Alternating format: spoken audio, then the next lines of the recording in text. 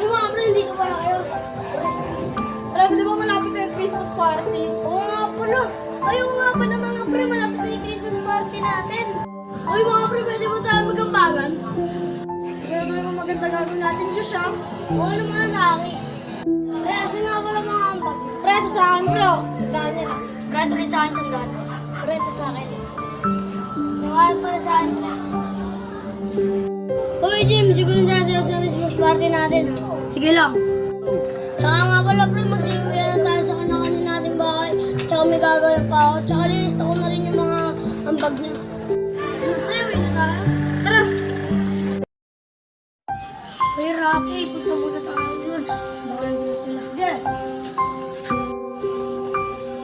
Uy pre, wala pa pala sila dito. Tara, upo muna James.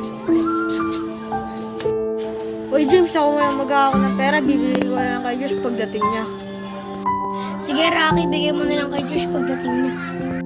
Ay, sa akin na pala yung bag mo. Sige, ito sa akin. Ito sa akin pre. Sige, James, bibigay ko na ito kay Josh pagdating niya. Sige, Rocky. Ingatan mo. Diyan. Makapuntahan nga sila Rocky sa tambayan. Dito na pala kayo, mga pre. Kanina pa ako nandito, Josh. Pre, ito nga pala ang bag namin nila, James. Amin na. Josh, asan na pala yung bagay natin? Paano? Josh, para tinatawag mo ang bagay natin, ha? Wala kaya akong mga kaibigan. Tara na nga! Pre, pwede ba natin ito pausapan? Pwede umupo muna kayo. Rocky, tara, pagbigyan mo muna. Tara. Pre, dito. Sige. Pre, ganito kasi yan, no?